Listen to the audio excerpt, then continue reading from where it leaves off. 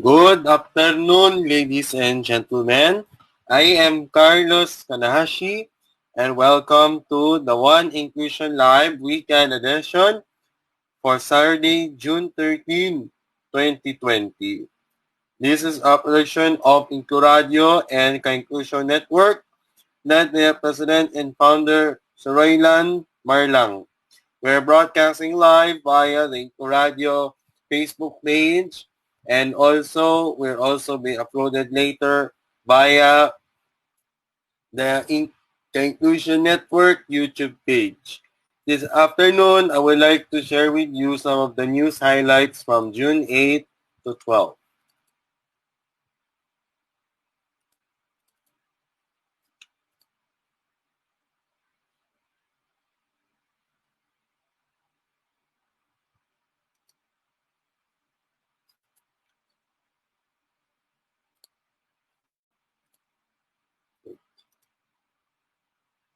Power.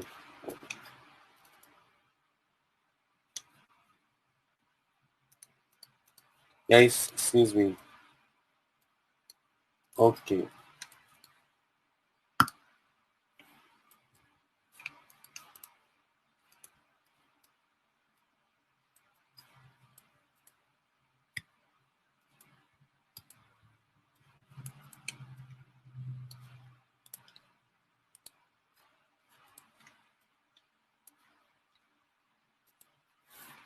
Okay.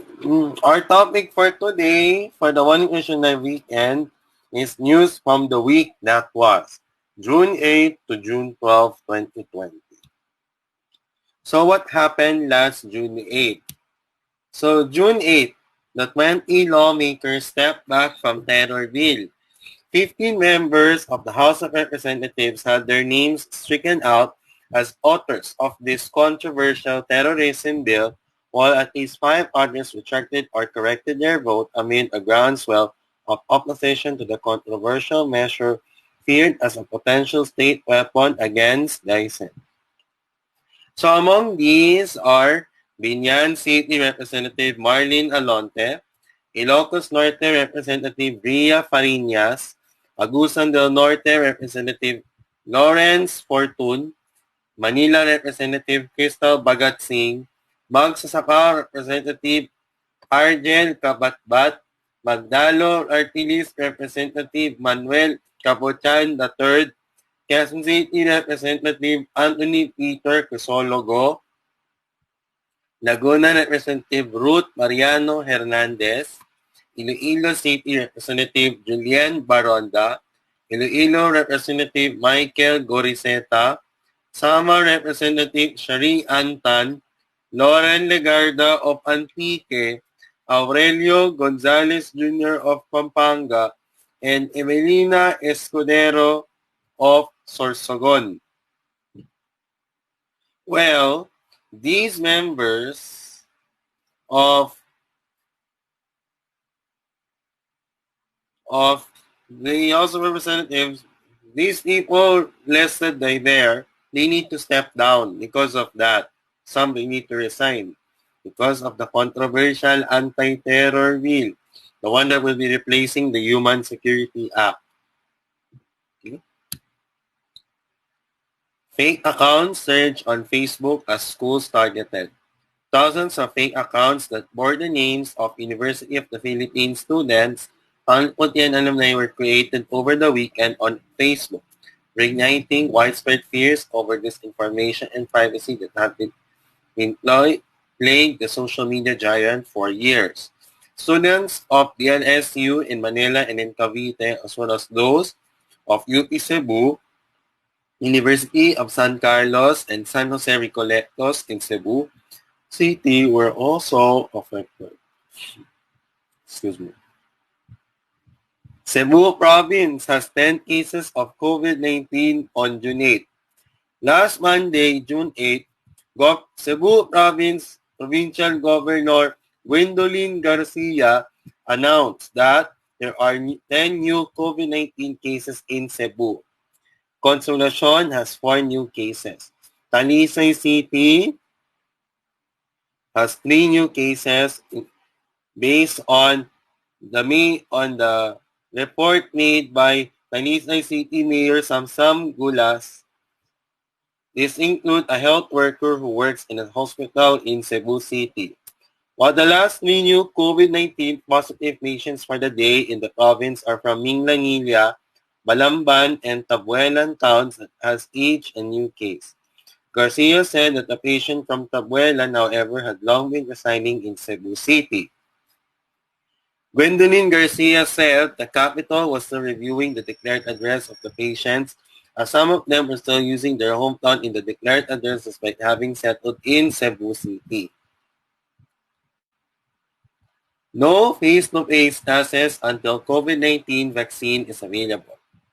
The Department of Education will postpone face-to-face classes until a vaccine against the COVID-19 becomes available, according to Leonor Briones. This is in accordance with the President's previous statement that he is not inclined to resume classes without a vaccine for the viral respiratory disease. So, this means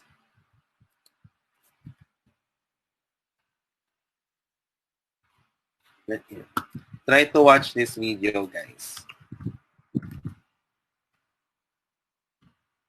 Okay, try to watch this.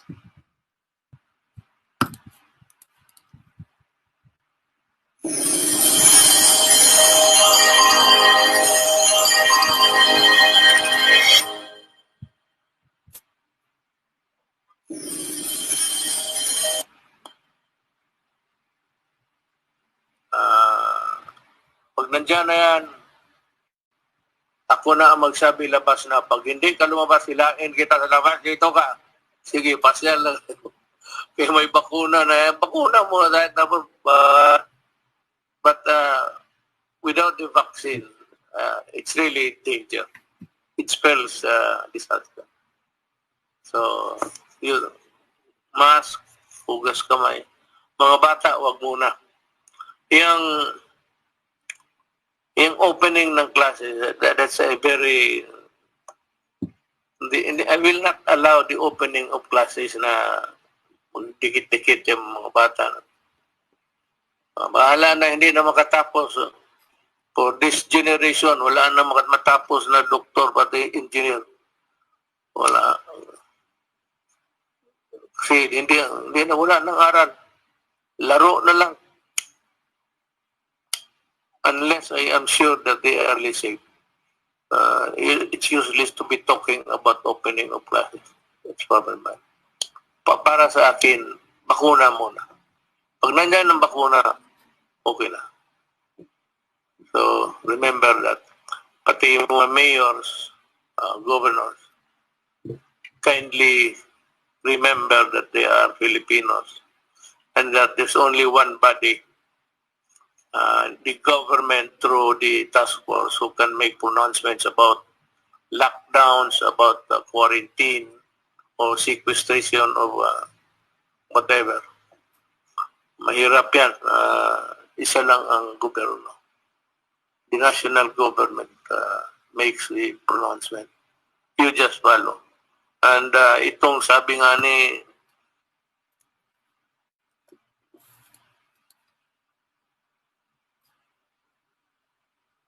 Okay. So, ibig sabihin, guys, para sila, bakuna muna bago pumasok.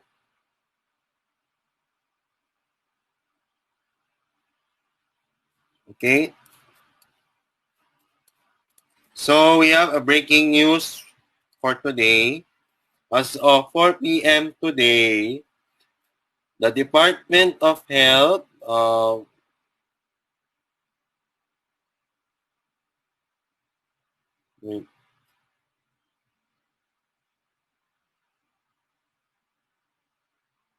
the Department of Health, guys, already have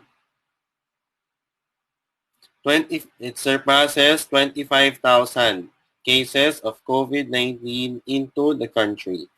As of today, it's 25,392. So, based on this, The DOH reported 504 fresh cases.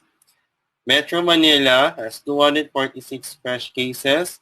Cebu has 85. 103 day cases were from Metro Manila, while 69 came from the other regions. The country also recorded 22 additional fatalities from COVID-19, raising the nationwide tally to 1,074 since the outbreak began in January this year. Despite the rising caseload, the recovery rate of patients continued to improve. 5,706 people have been cured from the illness. 252 additional recoveries were reported on Saturday.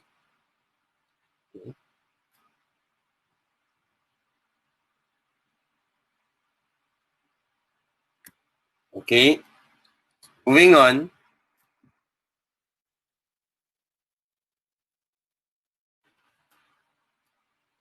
Okay, testing.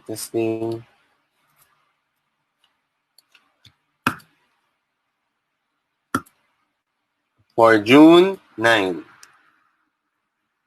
Okay, hold on guys.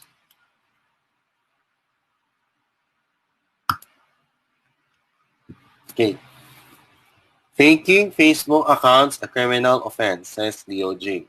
The Department of Justice has asked Facebook to take down over 100 of dummy accounts bearing the names of students and alumni of several universities across the country. But the data must be preserved for possible prosecution of the perpetrators. According to Mark Perete, Undersecretary of DOJ, said that we have informed Facebook about this so that these could be taken down, but more importantly, to preserve the data. Whether we are talking about subscriber data, traffic data, content data of these accounts. As you all know, computer-related identity theft is a crime, which is defined and punished by RA 10175, or commonly called as the Cybercrime Prevention Act. So the government studies further easing of the Metro Manila quarantine. While it names the new coronavirus cases are declining, Malacanang cannot say whether quarantine restrictions will be here in Metro Manila will be loosened after June 15. It will be done according to Harry Roque that they will be placed under the different quarantine levels by next week. So therefore, by June 15, what President Duterte will address to the nation, he will be announcing the areas that will be under the MGCQ or will match whether or not they will remain with GCQ or will be going to the MGCQ, or are we, because we are already anticipating for the new normal. We will have to do that with the IATF this coming June 15. Oh, for the government officials went to Pag-asa Island in the West Philippine Sea. This is what mobile users saw. The welcome to China and welcome to Vietnam. Roaming ex-Greek officials arriving on Pag-asa Island. One of the first things that greet a traveler upon setting foot on the foreign soil is a text message from their mobile service provider welcoming them to the country they're just in and offering roaming coverage. When the Department of National Defense officials and reporters went to Pag-asa Island in the West Philippine Sea on June 9, that's just what happened. They received text messages saying, welcome to China and welcome to Vietnam, even if they were on Philippines. So because the signals from Pag-asa Island, they're mostly dependent on China and Vietnam because mahina ang cell phones coverage doon sa isla na yan. Pag-asa Island is part of Kalayaan Island in Palawan, which is part of Spratly Islands, the islands that were been disputed by several countries in the ASEAN region in parts of Northeast Asia. Okay. For June 10, last the Duterte meeting with the IATF postponed on Monday, June 15. President Duterte scheduled meeting with the members of the by the IATF MEID, or the Interagency Task Force for Management for Emerging Infectious Diseases. Meeting will be on Thursday was been postponed. He will do that. Duterte will do it in Manila on Monday, June 15, the last date of the prevailing nationwide lockdown measures to curb the spread of COVID-19. The terror bill in Duterte hands has calls for veto ban. Opponents of the anti-terrorism bill may have to wait for up to 30 days before they can take the next legal step against the proposed law, but some of them are appealing to President Duterte to veto the entire measure or parts of it that are deemed unconstitutional. Presidential spokesperson Harry Roque said Malacanang on Tuesday received the enrolled copy of the bill, signed by both the Speaker, Alan Peter Cayetano, and Senate President Tito Soto. According to Harry Roque, he said, "We have a 30-day period to review, either to veto or to sign the bill. Otherwise, if the President doesn't act on it, it will become a law."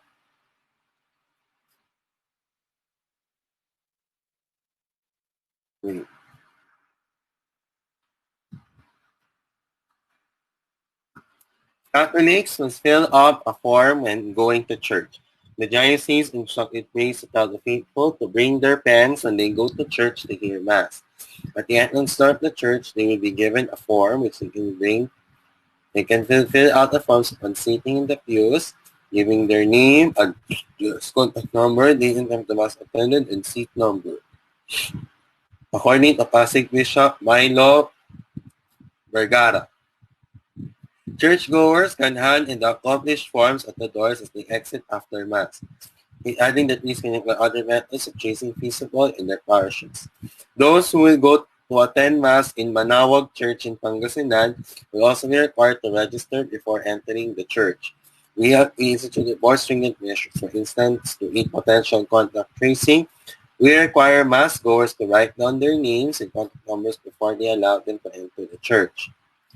In the Sorsogon, churchgoers will be asked to register at the doors and advise them to refrain from changing seats for easy tracing. Red alert was raised in Bicol for rains, floods expected from LPA.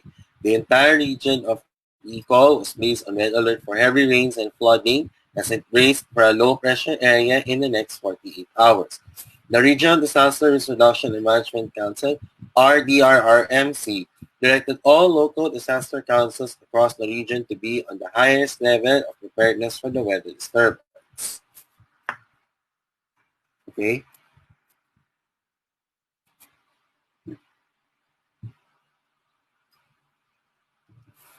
I will be back first. I'll just mute my mic first for a while.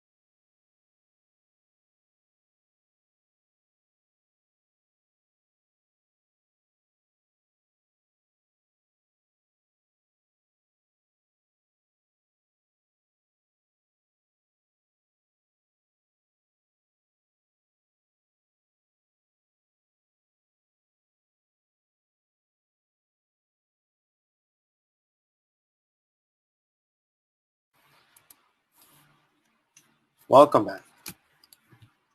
Here are some of the news highlights for June 11th. Last Thursday, the low-pressure area was developed into a tropical depression named Buchoy.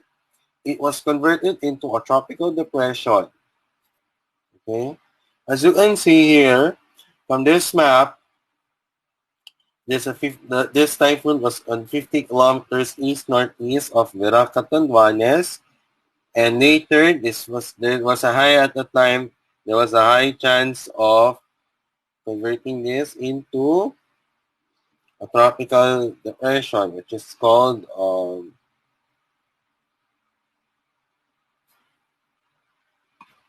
of this typhoon, diba? Okay.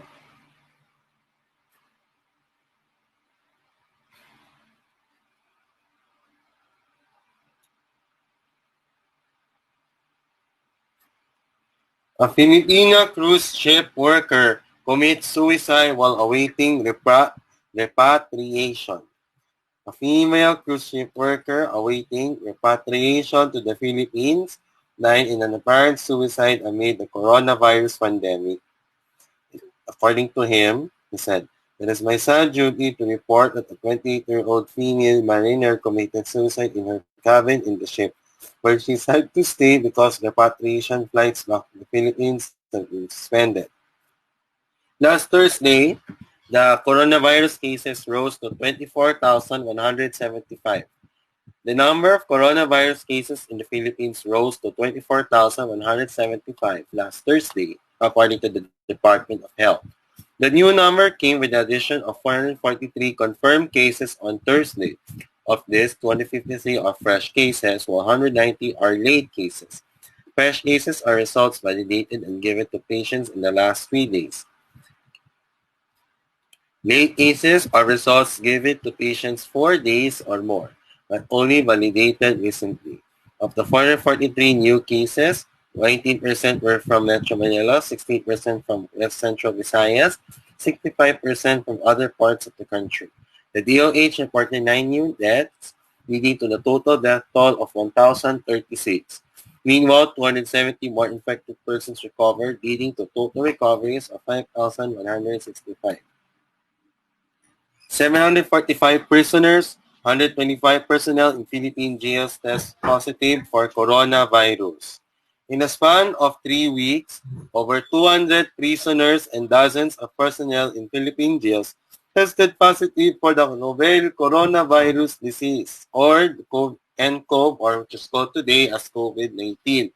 The BJMP, the Bureau of Jail Management and Penology, announced on Thursday, June 11, that as of the same day, 745 prisoners and 125 personnel have tested positive for the virus. Think twice before holding Independence Day protests amid pandemic. And Lazar warns, critics should think twice before organizing protests on Independence Day amid health risks posed by the coronavirus disease outbreak.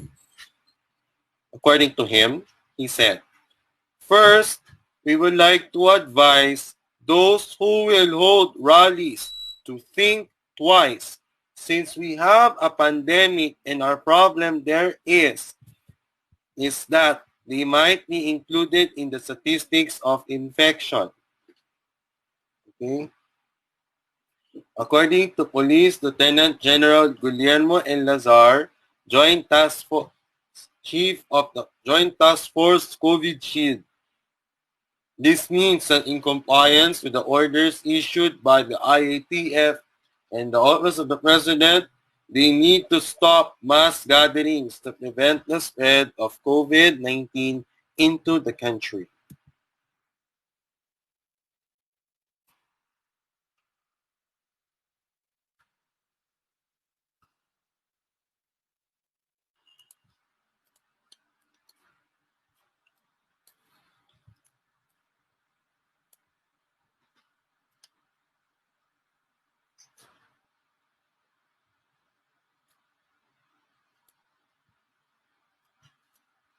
Okay.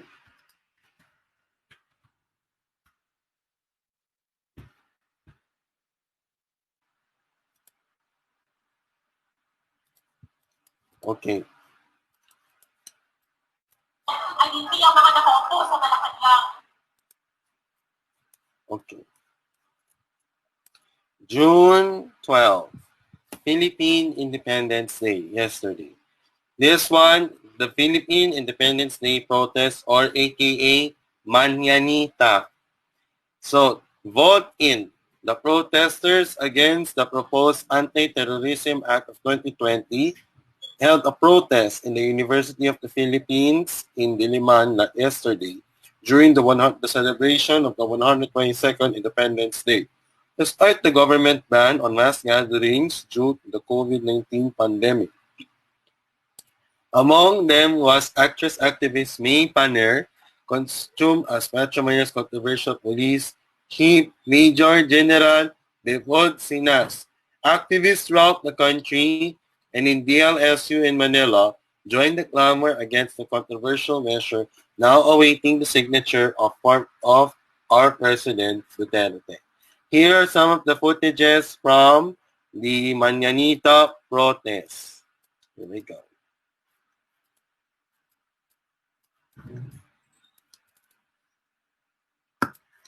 Ang hindi ang mga nakaupo sa Malacanang. Ang tunay na mga makapangyarihan ay tayong lahat na nagdirito. Ang isang kasundan. Ngayon nilalakala nila ang Elohim. Pagkat nagpipinagala sila.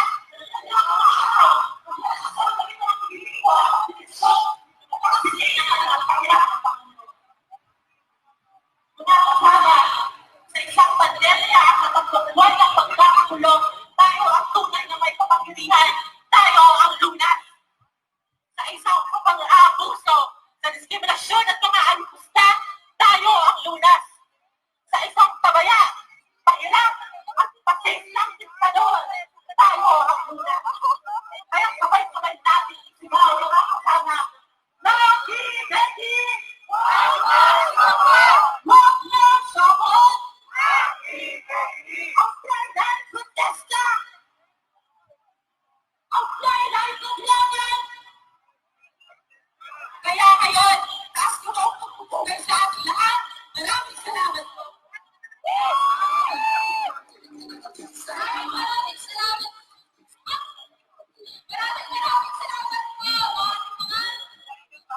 Ating mga kasama mula sa mga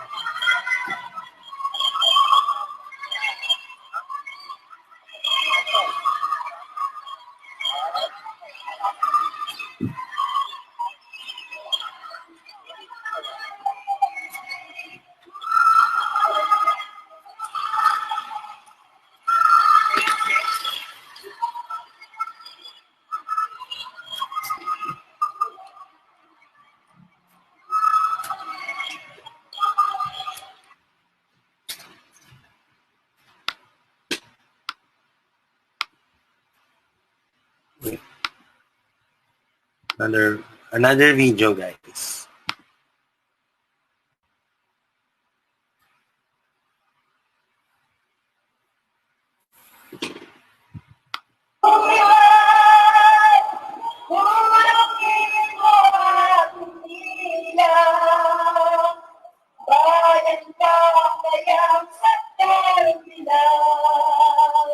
Ang liwanag na sa mata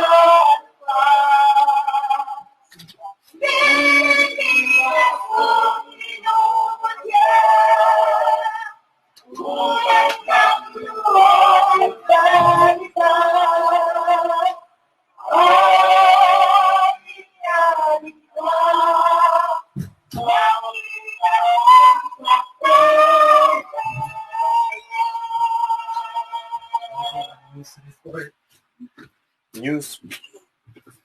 I have another video. I have one last video. Okay. Here we go. Right. Yeah.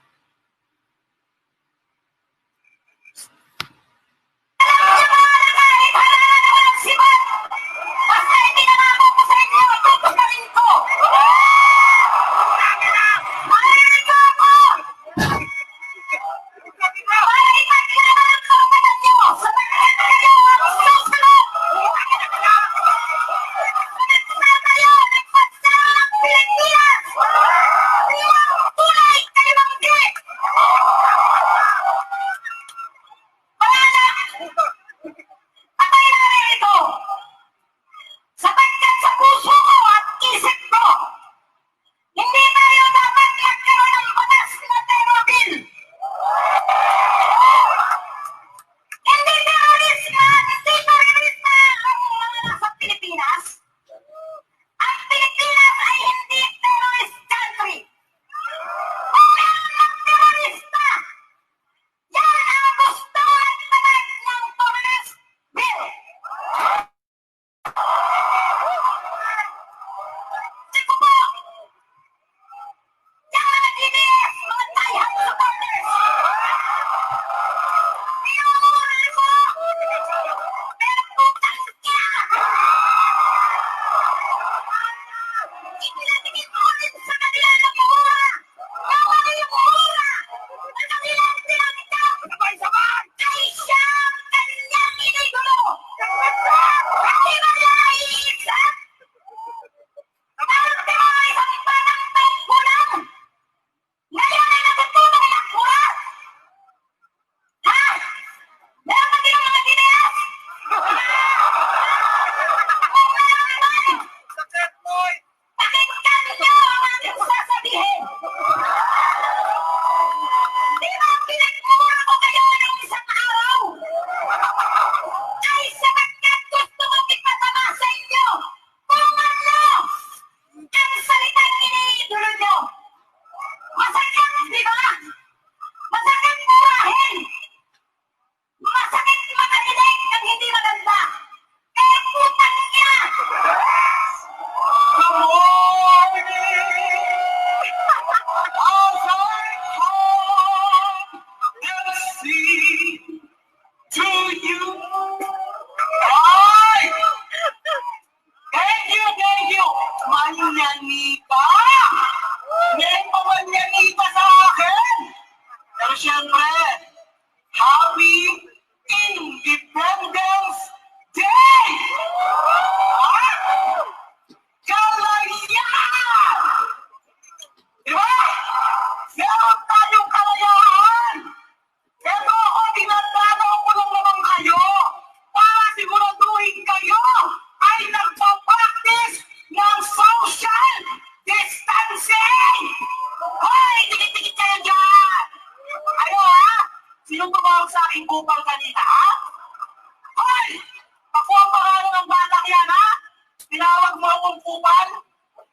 Ano ka ng tandaan mo? Kayong lahat dyan, ha? Nakikita niyo ba ang metro? Lumilipad-lipad? Ha? Pasusungkin sa mga mukha ninyo. Okay. Base. Okay. See me? Okay. Okay. As you can see from the videos that we watch, that I told you guys to watch, this is like a manyanita. Guys, itong yung ginawa ng guys, yung ginawa ng mga aktivista nagrarally. Diba? Okay. Xi Jinping tells President Duterte, the Philippines is a priority once China develops a vaccine against COVID. China promised to give the Philippines a priority access to a vaccine that it is developed against the COVID-19. According to Xi Jinping, President of the People's Republic of China, he gave this assistance to President gave this assurance to President Duterte during their 38-minute phone conversation on Thursday, the eve of the Philippine Independence Day.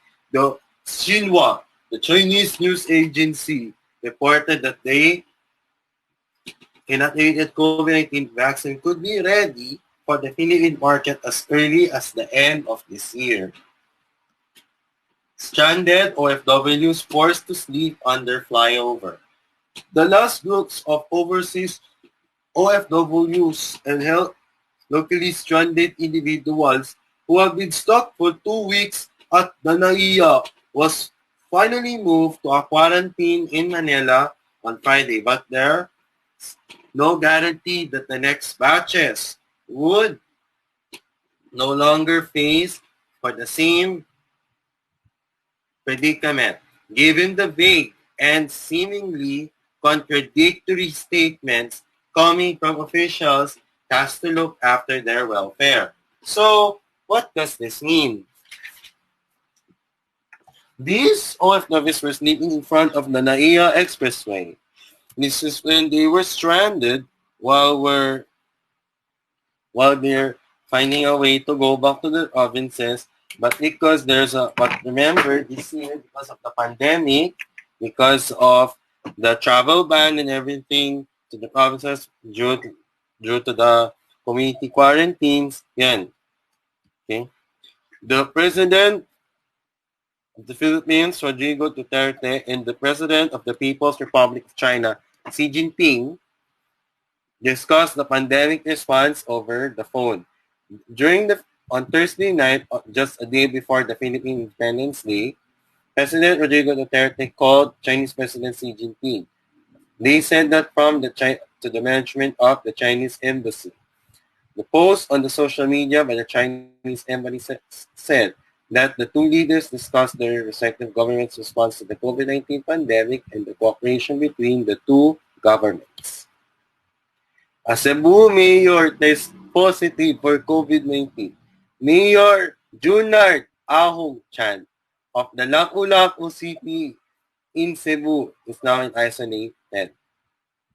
He's being isolated after he got infected by the COVID-19. Therefore, this mayor was tested positive.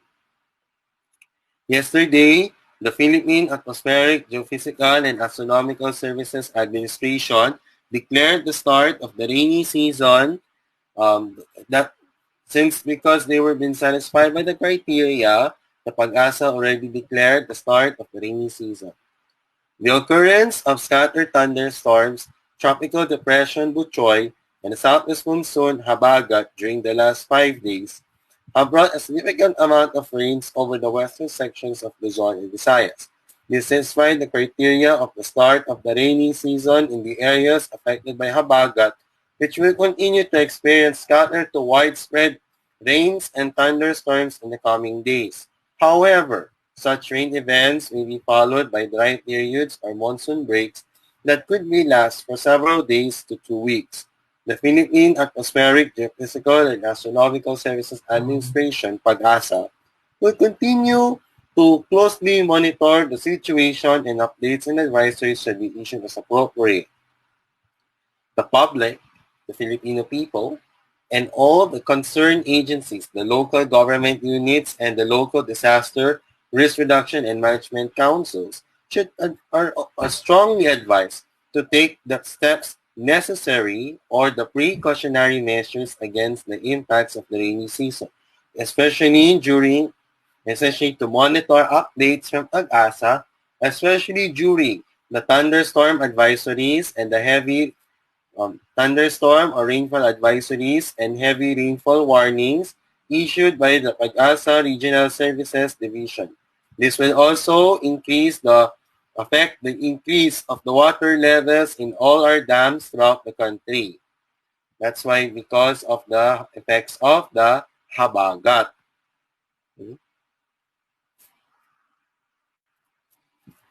So,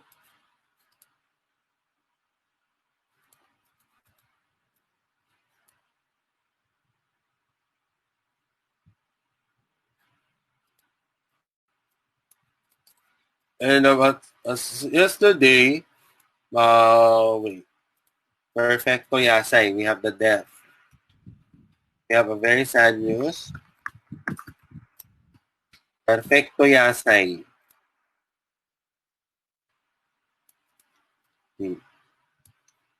Okay.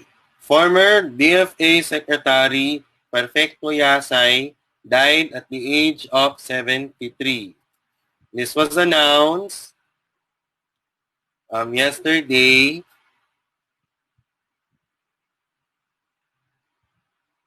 Okay.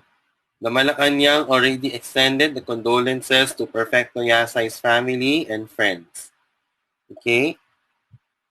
Uh, Perfecto Yasay, one of the classmates of Duterte when he was in college, became the Secretary of Department of Foreign Affairs from June 30, 2016 until March 8, 2017, wherein he was been rejected by the Commission on Appointments due to his concerns regarding to his nationality. The wife of Perfecto Yasay brought a sad news for him. So, so the cause of his death, okay.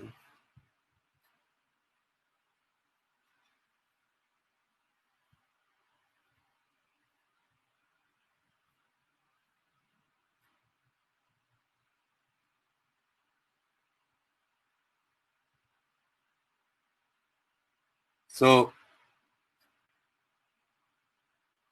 wait, the cause of his death. The cause of death is due to pneumonia. Okay. His wife clarified that, however, that his pneumonia was a complication from cancer recurrence rather than COVID-19, the latter disease being the cause of a pandemic affecting the world at the time of Yasay's death. So we, from the Inclusion Network, or formerly called as HNI Philippines, uh, our deepest condolences to him, to, to Perfecto Yasay, and of course, to his family. We will miss you, Sir Perfecto Yasay Jr.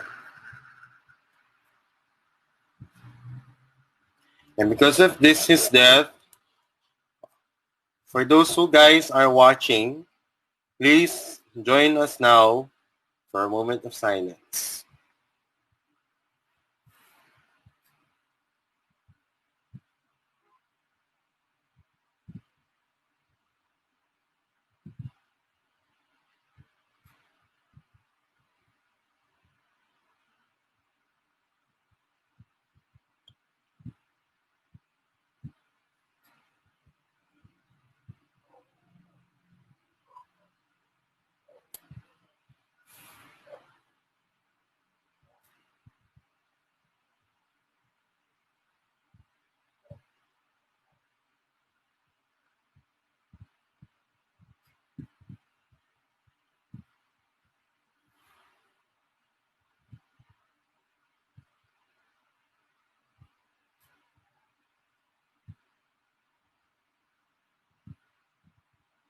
Okay.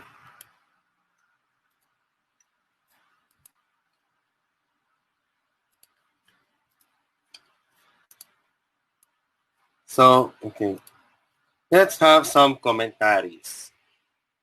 The state-run People's Television Network drew flack on social media on Friday for using the picture of Emilio Aguinaldo in a segment on Andres Bonifacio, leader of the Katipunan Secret Society that was launched during the 1896 People Power Revolution against Spain. The irony was not lost to viewers who cited Aguinaldo's hand in Bonifacio's arrest and execution in 1897, an episode that continues to spark debate to this day on how history should recognize their roles in the forging of the Filipino nation. The erroneous clip aired after the live coverage of the wreath-laying and flag-raising ceremony at Rizal Park in Manila,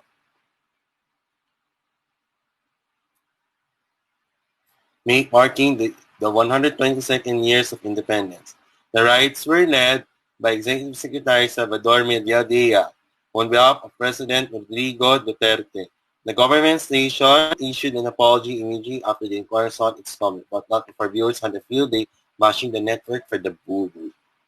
PTV, People's Television, admitted in a statement that a photo of President Emilio Aguinaldo was mistakenly used in a feature intended for Andres Bonifacio, adding that the error was already corrected and the revised version will be uploaded in the network's social media pages. We sincerely apologize for this mistake. PTV said. The network also promised to prevent a repeat of the mistake by pursuing skills training the program for its staff. We're assured that under the new PTV management, necessary training and skills development will be initiated to avoid similar inaccuracies. We hope you for your understanding on this matter. I will try to say something very, very interesting.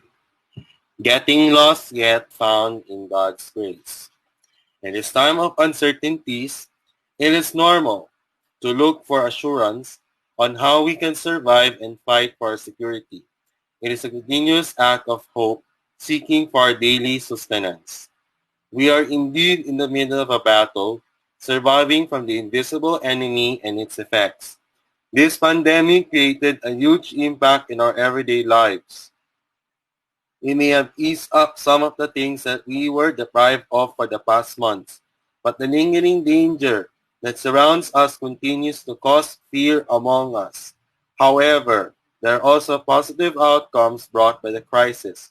We have a better perspective of what is more essential in life, like valuing deep family relationships and care for one another. It is a perspective on how we can better live out our oaths and values in life. It is from this where we get away from our sense of loss. We take this as our commitment. It is something that directs us to better ourselves as individuals. It evaluates us in our everyday living, especially from our sense of being lost. In today's first reading, we are presented with two perspectives about an oath. In the first reading, we saw the calling of Elisha by the prophet Elijah. The calling of Elisha shows an oath of respect. This is the first perspective we see about an oath. It was a demonstration of respect. Elisha insisted to bid his kiss of farewell, first to his beloved parents before going to his mission. It is a basic act of humility when a person shows respect. It is very vital, an act that none can equal. This perspective about oath gives us a meaningful approach on how to begin living with it. In today's gospel, we see another perspective of oath. Jesus shows us that in respecting our oath, we mean what we promise. Jesus exclaimed in the gospel, "Let your yes mean yes, and your no mean no." He reminds us about taking our oath truthfully and not to take it for granted. It is a perspective of firmness and truthfulness. We are taught how to be firm and true.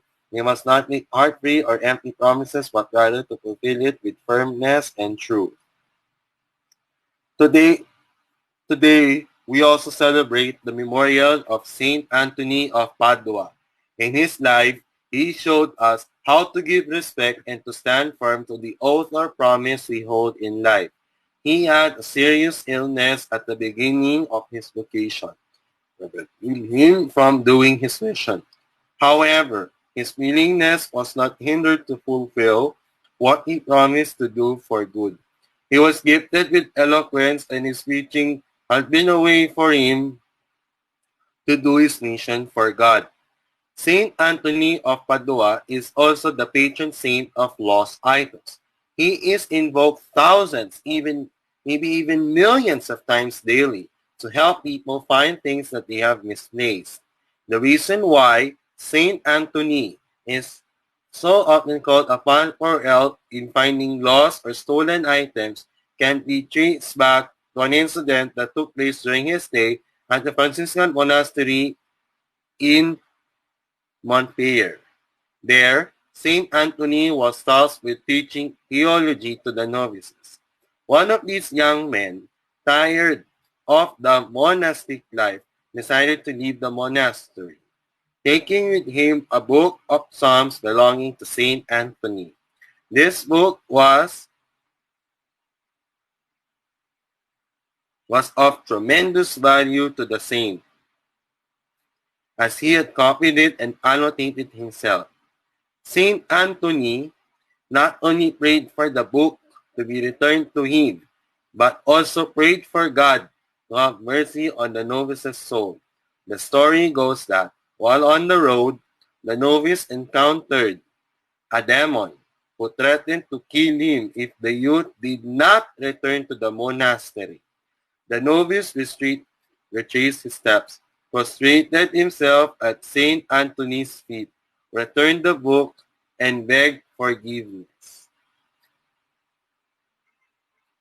Saint Anthony forgave him, and the youth was accepted back into the fold. Through the intercession of Saint Anthony, the perfect imitator of Jesus, who received from God the special power of restoring lost things, grant that we may find ourselves things which may have been lost. May God restore all of us to peace and tranquility of mind, the loss of which has afflicted us even more than our material loss. So, what does this mean, ladies and gentlemen? This means that Saint Anthony of Padua, what we learned from what I read to all of you guys, is that he is the God of things that are misplaced. If you don't know where your things belong to, Saint Anthony will be there for you. He'll be there for you. Why? Because he is the goddess of lost or misplaced things. Right? Because of the teachings of Saint Anthony of Padua,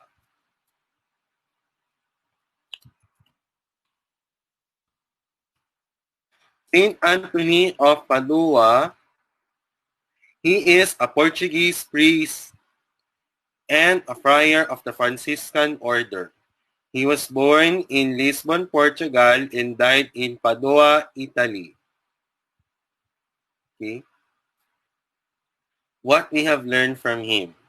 What we learned from him is that Saint Anthony of Padua or Saint Anthony of Padua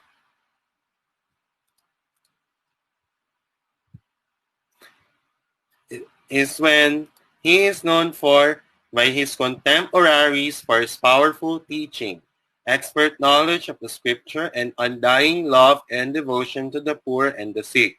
He was one of the most quickly canonized saints in church history. He was proclaimed as the doctor of the Catholic Church on January 16, 1946, and he was the patron saint of lost things. Praying to Saint Anthony when someone is lost is a Catholic tradition. Remember this. Tony, look around and must be found. This is what you should pray if you lost a thing. To Saint Anthony of Padua. Okay? His feast is on June 13, today. And he was buried at the Basilica of Saint Anthony in Padua, Italy. He is the author of the sermons for Sundays and festivals. Ito siya si Saint Anthony of Padua. Ito siya He is the saint of lost things. Okay? So, we only have 5 more minutes left before we wrap it up, our broadcasting for the One Nutrition Live Saturday edition. Later at Roylan, our president and founder, told us that we will be volunteered later that we will sinong ipatatapat natin kay Conan at kay Carlo mamaya at bukas 7 p.m. Look at this, guys. Look at this. Look at this, guys. My phone. Look at this.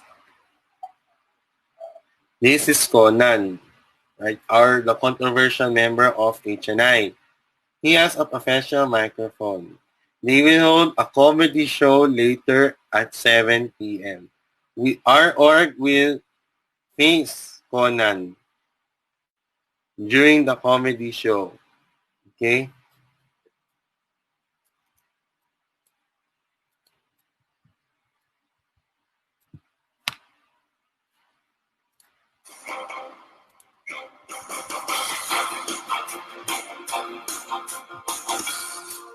So here now goes our One Inclusion Live weekend for Saturday, June 13, 2020. On behalf of all of us for the Inclusion Network, this is Carlos Kanahashi reporting.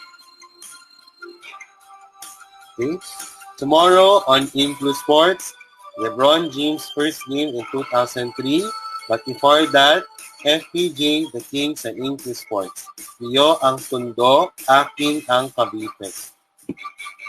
And tomorrow is the celebration of the body and blood of Jesus Christ. So therefore, because tomorrow, Sunday, as Catholics, it is considered as the holy day of obligation. We will be asking that tomorrow that we should be getting ready as we prepare themselves that we are in God's presence. Okay?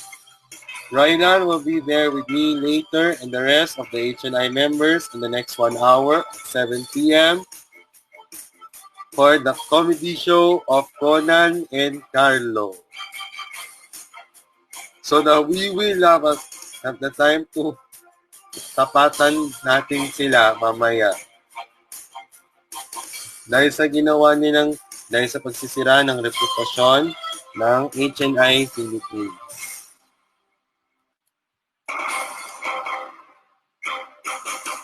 Okay? So, on behalf of all of us at the Inclu Radio of the Ka-Inclusion Network, this is Carlos Kanahashi. Thank you for joining us. And may God bless us all. Pagpalain po ng buong may kapal. Let's remember, one inclusion forever. HNI, God first. Thank you very much and peace out. Goodbye and have a pleasant afternoon and evening to all and good night. See you tomorrow at the same time, 5 to 6 p.m. for the Sunday edition of the One Inclusion Live Weekend Edition.